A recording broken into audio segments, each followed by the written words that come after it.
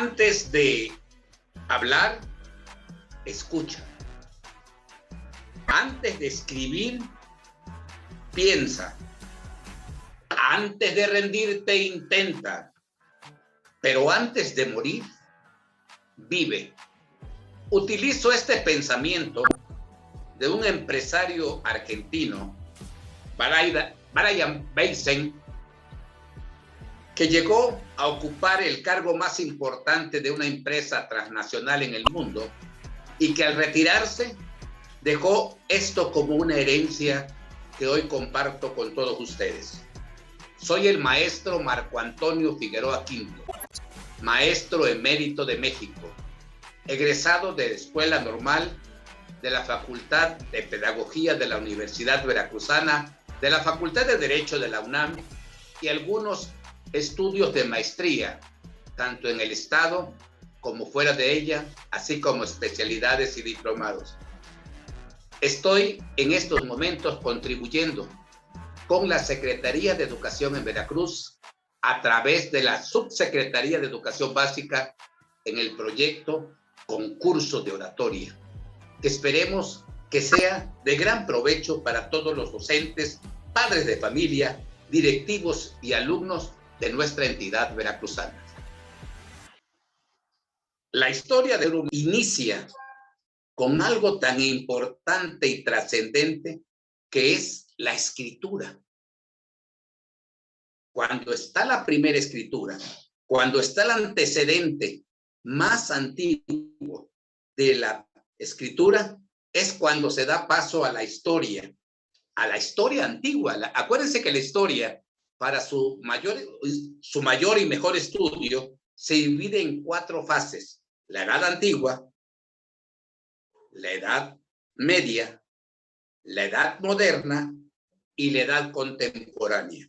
Algunos otros estudiosos manejan la Edad Espacial o la Edad Cibernética, pero que eso todavía está en un proceso de cambio. Y después les explicaré por qué el proceso de cambio. En primera, quiero decirles que la Edad Antigua de la historia del ser humano inicia con la aparición de la escritura y concluye exactamente con la caída del Imperio Romano. Estamos en la Edad Antigua. ¿Qué sucedió en la Edad Antigua con este proceso de aprendizaje de conocimientos, de desarrollo en esa Edad Antigua, y que data la primera escritura de el libro de los muertos, imagínense, de Egipto, que está catalogado que se escribió en el año 4223 antes de Cristo. Es la referencia más antigua, escrita con jeroglíficos, y que todavía hasta la fecha ya nos llega ese conocimiento por medio de historiadores como Champollion, quien descifró esos jeroglíficos y que tenían una semejanza con otras escrituras. Bueno, entonces sabemos que la primera manifestación escrita se está dando en ese libro, en Egipto. Y de ahí comienza el desarrollo intelectual. Para nosotros los occidentales, tenemos como referencia a filósofos. El primer filósofo que conocemos fue un llamado Tales, nacido en Mileto. Tales de Mileto, que decía que lo único que existía en el universo, ¿sí?, era la tierra. Todo lo que tenía era tierra.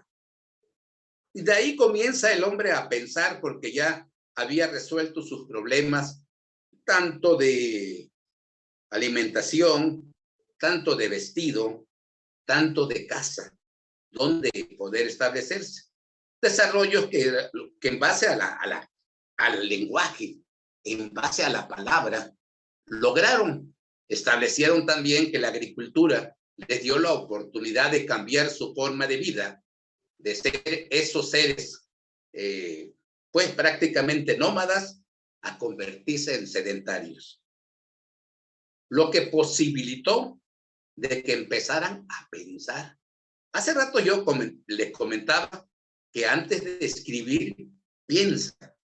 Ese pensamiento, por eso tomé el pensamiento de este empresario argentino, porque también maneja y recoge de la historia lo mejor de ella. Y sucede que cuando tiene resueltos sus problemas primarios, comenzó a desarrollar la mente. Y ahí surgen los filósofos a darse una respuesta de qué existe, cuál es el ser, quiénes somos, cuál es nuestra situación en este planeta. Después de ese mentado Tales, otro eminente filósofo, pensador, dice, no es cierto, Tales está equivocado. No solamente existe el ser tierra, sino que también existen otros 3 elementos que complementan los 4 elementos. Y fíjense que todavía hasta la fecha siguen imperando esos 4 elementos que manejó Empédocles, filósofo griego, que decía que todo estaba compuesto por agua, tierra, fuego y aire. ¡Qué extraordinario! Pues decían cuando la gente empezó a vislumbrar y a ver estos pensamientos, dice, cierto, Empédocles es más completo todavía que Tales de Mileto. Pero es que el pensamiento, el lenguaje, la palabra, se iba enriqueciendo.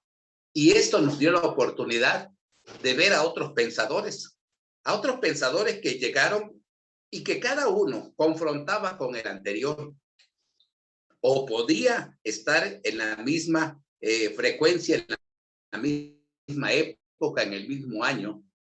Y les vuelvo a repetir, nuestros antecedentes son de este origen, los origen helénicos, griegos. Ahí empezó un desarrollo, pues, Anaximandro, Anaxágoras, Pitágoras, hasta que llegara a los grandes filósofos griegos, que fueron Sócrates, Platón y Aristóteles. Fíjense, en este proyecto de vida de estos grandes pensadores, lograron unificar criterios y englobar a los anteriores. En algunos momentos, pues vemos cómo el hecho de ser pragmático pudo convencer a otros teóricos. Y fíjense que había un filósofo que vivió en la misma época que Aristóteles y que no tenía mayor sustento porque no tenía las herramientas que hoy manejamos, tecnológicas. Y el filósofo Anaxímenes decía que existía el apeirón como esencia del ser. Pero Aristóteles, que era el que tenía los mayores conocimientos y mayores formas de convencer a la gente, pues era más pragmático, no era tan teórico, les demostró a Anaxímenes que el apeirón no podía existir. Fíjense cómo en el desarrollo del pensamiento hay veces es dominado por aquellos que tienen mayor aceptación por medio de la palabra. Aristóteles fue un gran orador y él pudo convencer a la gente que sus proyectos, que sus principios, que sus valores y que sus ideas eran superiores a las Anaxímenes, que después Anaxímenes, el apeirón, es lo que hoy conocemos como el átomo. Pero a Anaxímenes le faltó argumentos y además, para ser práctico, le faltaba cómo poder analizar este ser. Entonces, ahí llegó la culminación del pensamiento de la historia antigua del hombre. Dentro de todo ese proyecto que vivió muchos años, todo el imperio romano, todos los imperios que se suscitaron ahí, como el crecimiento y desarrollo máximo de Grecia, también está dentro de esa historia. Está el desarrollo de Roma, está el desarrollo de otras civilizaciones, pero que ahí en estos momentos vamos a hacer un alto. Regreso con el inicio de la historia, de la parte de la historia no antigua, sino la historia, la Edad Media.